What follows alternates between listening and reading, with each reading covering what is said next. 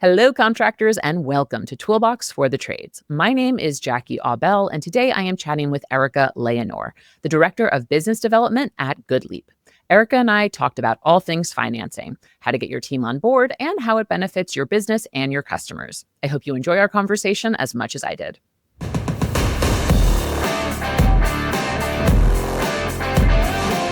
Erica Leonor, you are the Director of Business Development at Goodleap. Today, you and I are going to be talking about the power of financing and helping your techs and CSRs be proactive about financing. Welcome to Toolbox for the Trades. Woo, this is so awesome. Thank you, Jackie. I am so excited to chat with you. We are going to kick things off with an icebreaker, which is actually regarding a bit of famous media that you and I are both giant fans of. So anyone watching on YouTube, they probably see right now that you have an impressive collection of swords behind you. And all of those swords are based on Lord of the Rings. I want to know, who's your favorite Lord of the Rings character and why? Oh my goodness. Well, I'll tell you mine if you tell me yours. So I wish that you could see the entire background because I do have probably 10 or 15 different Lord of the Rings weapons on here. I'm a big fan since I was just little, love the books, love the movies, just love the messaging and the heroism and all the things that Lord of the Rings brings to life. So for a long time, my favorite character was I love Aragorn, don't get me wrong. I love all the characters, but I always connected going to battle and everything. As I get older, I'm more Samwise Gamgee, just wanting to have second breakfast, wanting to have my garden, wanting to stay in my hobbit hole. So, there's characters for everyone that you can relate to. So who's yours? I will always love Éowyn. I think I've always got a soft spot in my heart for her. So for anyone who's not as big of a nerd as me and Erica, Éowyn is a horse maiden of Rohan, and she is very much wants to be a fighter with the big boys, wants to go to battle to defend her king and her country. And she ends up killing the king. I had his name on the tip of my head, and then I got nervous that I would forget it. And so I naturally forgot it because of nerves. The King of Angmar, the Night King of Angmar, is that how the Witch King? Yeah. The Witch King of Angmar. Angmar? He's the head of the Nazgul, the scary row people that follow Frodo around. If you guys watch the movies, I'm assuming everyone's watched the movies. He's the guy that stabs Frodo in the first one, and she's just a total badass. But Sam, I think, is arguably kind of the real protagonist of Lord of the Rings. He's someone who takes up responsibility even when it's not convenient, but he's a good, loyal friend. And the fact that he's not impacted by the ring, I think, is so interesting. So whenever I revisit the series, as I've revisited the series as an older person, I've really taken a liking to Sam, who is just fantastic.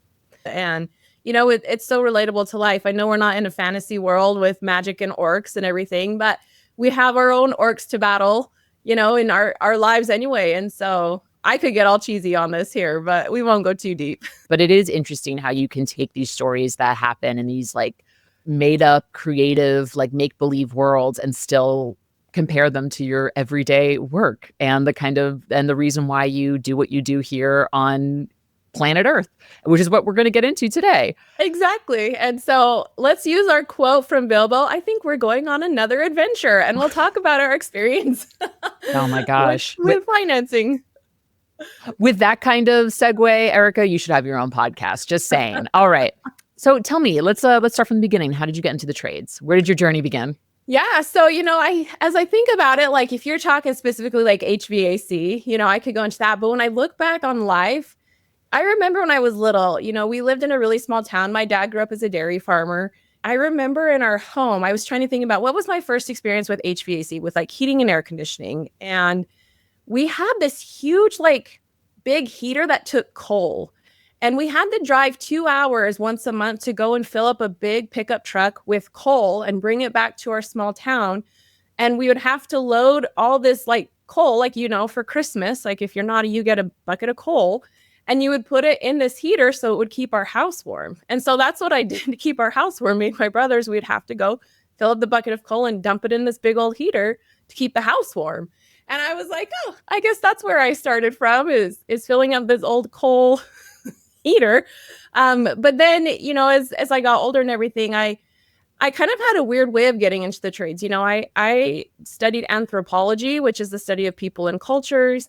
I traveled the world. I've lived in 20 different countries. I've just really loved learning about different cultures and religions and languages and people and all the things. And I've had such an exciting travel life, and I have no regrets on that. But then kind of what happened is, I came back to the United States, and, I'm like, maybe I need to get a big girl job. So I got involved in the trades, doing coaching and training, and then got involved with the Women in HVAC group and started learning and meeting a lot of people in the industry. And eventually that led to Goodleap. So it's really interesting that you have such an interest in learning about different cultures and people and religions and ways of being, because you have this passion for training and for curriculum development, which has kind of led you into the position of where you're at with Goodleap. So tell me about this passion you have for training and curriculum development. Yeah, what's really interesting is that regardless of where you are in the world or who you're talking to, if you think about it, most people have similar values. We value family, we value stability. We want to progress in life. We want to do good. We want to be happy. And so a lot of things we all value the same, but what's interesting is how people communicate and the different ways that people communicate and what's acceptable type of communication. And so specifically thinking in customer service, there's a very particular way that you communicate in customer service, right? Very professional type of language and things like that versus, maybe you're in other countries and it's just customer service is just very different. And so I love seeing how everybody speaks and the language and the words they use, and then adapting it to be effective communicators. And there's that quote that is really popular that people love by George Bernard Shaw. And he says, the biggest problem in communication is the illusion that it has taken place. Oh, yeah. I love that one because it's so true. David Holt was the first person, if anybody knows David Holt, that showed me that quote. And I was like, yeah, that's very true. Sometimes we think maybe right now I'm saying something and somebody's taking it the wrong way. You know what I mean? Working on being very effective communicators is something that I really enjoy learning. That's awesome. So how did that passion lead you to your current role at Goodleap? Well, Goodleap has been super fun to get into. I had my first baby, who, by the way, is named Arwen from Lord of the Rings. And so I took a little bit of time off and just loved being a new mom and taking care of my little girl. And I had a couple of really good friends at Goodleap who I had known from, previous events and conferences, and just really awesome people. And I'll give them a shout out, Rob Knoll and Seth Ure. And they called me when they heard that I, might be looking for work. And they're like, you should come join us. And I was like, I would love to, but I just had a baby. I want to be a mom for right now. And they're like, okay, great. Well, how about you talk to our vice president, Eric Howarth, and we'll see what happens. I'm like, sure. One of the things that caught my attention about Goodleap is how these three gentlemen consistently stayed in touch with me. I got a phone call every month from a vice president of Goodleap saying, hey, you ready to come to work? Let me know. Just to check into me. How's being a mom doing? And how are things? And it just meant a lot to me that was I wasn't even an employee at Goodleap or anything, but just that constant check-in stood out to me of this would be a great place to work. And these kind of people who genuinely care and are interested and want to work with me, that really does mean a lot. And so I remember the day that I picked up the phone and I called him, I was like, I'm ready. And we got the ball rolling. So, that for me is just huge on Goodleap's culture. I was very, very excited to work on this team. That's awesome.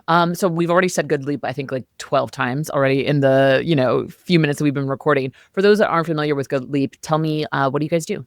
So we are financing and payment solutions for homeowners. And so we like to work with contractors who then in turn work with homeowners to afford home improvement upgrades. And so this is HVAC, plumbing, electrical, roofing, garage doors, all of these things that we do in home improvement, and we provide a way to help make those type of upgrades affordable. Let's pivot into financing because Goodleap is a ServiceTitan partner. So when you and I first spoke, you shared that CSRs and techs can't just wait for a homeowner to ask about financing, that they need to be proactive about it. In your opinion, what are some good proactive strategies that CSRs and techs can use to bridge this conversation? Yeah, I think one of the biggest things is just starting with a mindset. A lot of times homeowners don't necessarily think of monthly payments for upgrades. If I'm going to buy a new heating and air conditioning system, maybe financing it isn't something that I was even aware was a possibility. And we run into that quite often. Homeowners think of getting loans for cars and houses and boats and stuff like that. But then we think we're going to get subscriptions for Netflix and our gym and things like that. But, it doesn't really resonate necessarily with home improvement. And so I think just having that mindset of, hey, people probably don't know that this is even an option. So let's just make it part of our language of saying, hey, just by the way, we offer low monthly payment options through one of our lenders called Goodleap if you're interested in applying. Just even something so simple and basic like that you want to make sure, like, the contractor's not the lender, but you work with Goodleap to lend that out so that you could afford whatever it is that you need to get. So essentially assuming that they don't know what they don't know. Exactly. So in that case, do you recommend that contractors should be priming their customers for this at all stages of their customer journey? Like, should the CSRs be trained to bring this up during, initial intake calls? Should it be in your marketing materials? The tech should be trained on talking points of it as well. I think so. Absolutely. It can become part of your culture as a contractor of, whatever it is that we offer as a service, whatever it is that we sell, garage doors or whatever, that we have this as an option, that it doesn't have to be a huge sticker shock. Like, for example, my garage door busted a few weeks ago and I opened the door and I went to take my daughter to preschool and I came back and it wouldn't open. Oh, so shoot. I called my husband. I'm like, hey, can you come check this out? Did something happen? He goes down there. He's YouTubing it, doing what he does. And next thing you know, he's like, Erica, let's be honest. Like, we don't know what we're doing. Like, this is garage doors. We have no clue.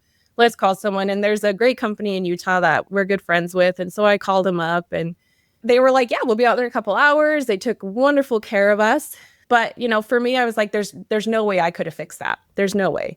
And I was happy to pay for it. But a lot of people do get sticker shock with these kind of things. Repairs, replacements, installations, upgrades. Sometimes if you get hit with whatever the ticket is, you might not want to move forward with it. And so being able to say, hey, this could be as low as X amount of dollars every month, it makes it a lot more easier for a homeowner to make that decision to move forward. I'm glad that you shared that experience that you had, because when we were kind of planning this interview, you shared a couple stats with me. And one of the ones that I think really hits home for me in the story you just said, which is when we looked at customers implementing multiple options with good, better, best, and financing, technician closed the most expensive option 32% of the time. So it sounds like when you add financing into the mix, it really helps kind of ease that sticker shock and empowers the homeowner to make the decision that they feel is going to be the best for them long term. Yeah, people will pay for the best for what they can afford. And people do want the best. And a lot of times, we don't know what we want until we know what we can have. And so for me, for example, every time we've had people into my house, okay, finishing our basement, we know throughout my life, we've had different contractors in our home. There has only been one of them that ever talked to me about indoor air quality. Right? Wow, really? And that's the number one reason why people don't buy indoor air quality is because it doesn't get talked about. And for me, I was kind of shocked that people don't talk about, Erica, you can actually get really good things for your home, comfortable things, cleaner things, instead of just maybe putting a Band-Aid on something. And I think that is a really cool thing to think about of, when you're offering these type of home improvement solutions to people of, hey, you can have cleaner air, cleaner water, or hey, there's this cool new thing, technology is creating all sorts of stuff that makes living in your house really comfortable. And if we're not talking about it, for one, then if we can't make it affordable with or with financing, nobody's going to buy anything like that. And so for me, I want the best. And sometimes, the best is a little bit more expensive, like my Lululemons. Okay. I know those leggings aren't cheap, you guys, but they last forever. I do. I've had some of them for 10 years. I know, me too. It's wild. I know. I can't say a bad thing about it. You're so good. I know. But they're not cheap. And so that's the thing is if I want to get the best, sometimes it is putting it on a loan or a monthly payment option and it lets it so I can have the best for myself because that's what I want. Just to pivot real quickly, you and your husband also have a business together. Is that right?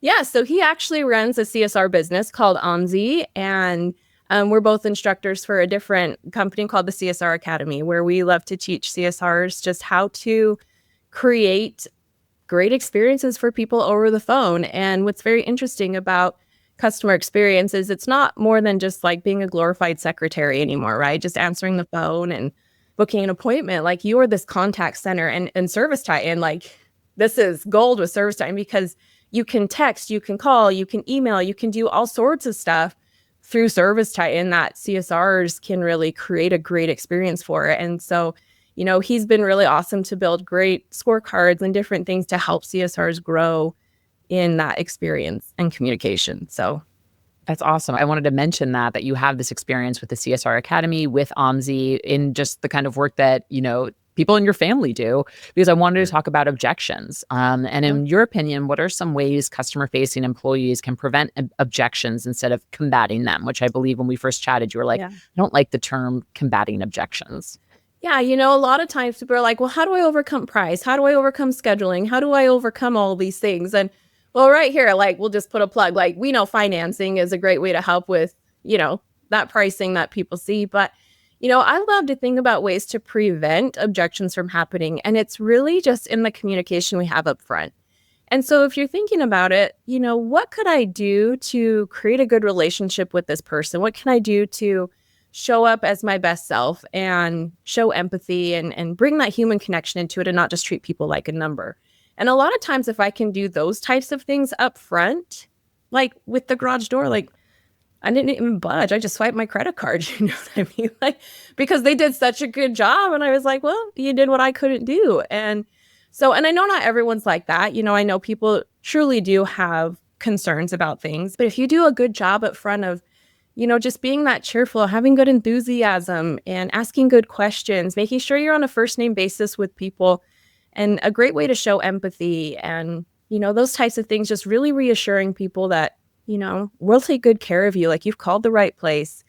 Those type of things and that type of language is a great way for people to just feel confident that, hey, this person's taking ownership. I don't want to have the hassle of calling 15 different contractors to compare pennies. Like, I'll just take care of the person who really values me as a person and doesn't just want my business. So I'm going to just give like a little thing right now for everybody to do that I have seen based off of just certain language and communication just be a game changer. Jackie, for you personally, have you ever had somebody like your insurance company send you a Christmas card or something and it says, thank you for your business?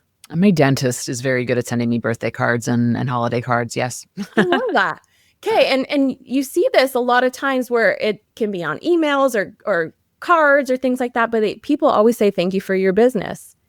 But if you think about that phrase specifically, thank you for your business, what are you really saying? Thanks for choosing us.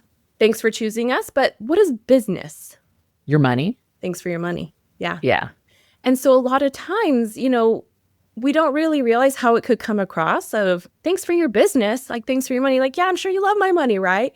How I like to change it is we say things like, thanks for your partnership, between a contractor and a homeowner. Thanks for partnering with us and taking care of your home. You're bringing more of this like humanity back into it instead of just write me the check. And so I encourage people like change all your holiday cards, just like, hey, thanks for choosing us, like you said, or thanks for trusting us, and taking that business part out of it. They're going to give you your business, right? But that's not what they want. People want a relationship with their contractors because there's so many bad experiences of people getting ripped off by people. So yeah, and I mean, for so many people, their home is their most is the largest purchase they're ever going to make in their life. It's like it's so much of their investment is tied up into their home. So having that trust, having that confidence in their contractor is really going to put them at ease, especially when they're making such a large purchase. And in your answer, that was kind of the thread that I was seeing, is like, in a way to prevent objections, showing up with confidence in that, being personable, sharing your name, creating a connection, providing the customer with education, but also just an underlying confidence that you called the right place. We're here to take care of you. Yeah, absolutely. And it's one of those things where, you might have that value as a person and as a company, but are you saying that? We can't just leave it up for people to assume like, oh, they'll take good care of me. Like, we need to actually say the words of, hey, I'm here to take good care of you. Like, I'm a service professional. Like, I'm an expert at this. I know what I'm doing. You're in great hands. we can't just assume people will automatically think that about us. And so, from CSRs to technicians, if we're using that kind of language, people are going to start thinking of that. And companies that will say things like, hey, you know what? We're a 5-star company. We love giving 5-star service. They're more likely to get a 5-star review because they're saying 5 stars. They're putting that language into customers' minds of this is the kind of company we are and this is the service we offer. We don't want to be scared or being too cheesy about that kind of stuff. That's not what it is. It's articulating your values as a company, as a contractor, and like how you're going to take care of people. Yeah. I mean, I think this is all really excellent advice, and we've heard versions of this echoed throughout the years on this show. Given your experience with training, though, I'm curious, what are some other ways that owners, operators can help their team get more comfortable with financing conversations? Because at the end of the day, I've heard this before a lot, like, especially when it comes to the good, better, best presenting, before companies implement that, they may have noticed that technicians or CSR sometimes assume things about money. They bring their own ideas and assumptions about money to conversations with homeowners.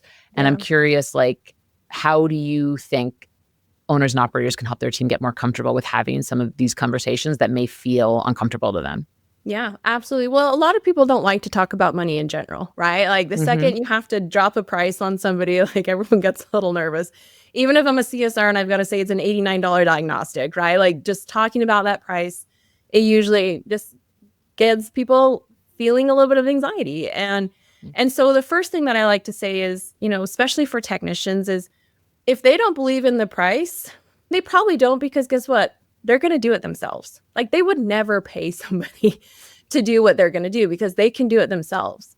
And so it does start with understanding why things are priced the way that they are, in your business. And I think what's really important is when you are implementing a new process, right? Like, hey, we're going to give good, better, best options, or, we're going to start even just doing financing. Like maybe you've never offered financing before.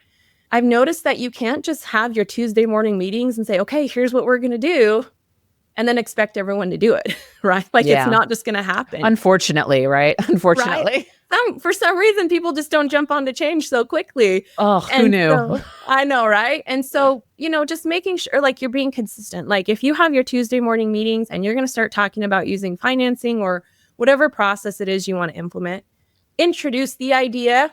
Set an expectation, but realize like people probably aren't just going to do it right away.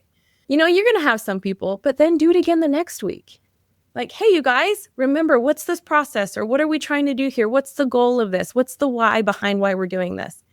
And then the next week, and I personally think people need like 3 to 4 weeks to even just get used to this idea and start practicing it a little bit before they're actually going to be confident doing it. And so, practicing that, I know people hate the role play, but you got to get all the wiggles out of your words. You know what I mean? And so, just practicing that can really help. But people get scared of change sometimes for some reason. And so just easing it in for a few weeks, it can be really powerful to just not expect people to automatically like understand everything about financing, which you don't have to, because you work with Goodleap or whoever it is that can be the expert in that field to help. But, you want to make sure that you have the talking points down.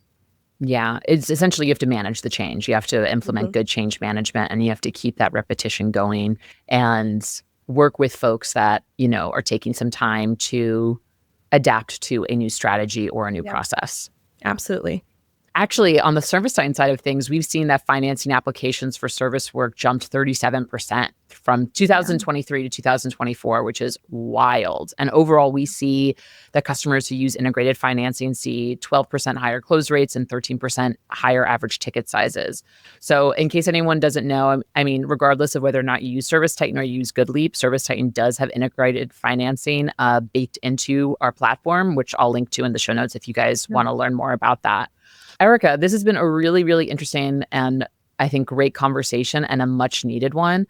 I want to take a complete pivot. I want to do a totally 180. You recently beat cancer, which congratulations. Thank you. I want to hear a little bit how this experience changed your outlook on life, work, personal, whatever you want to share.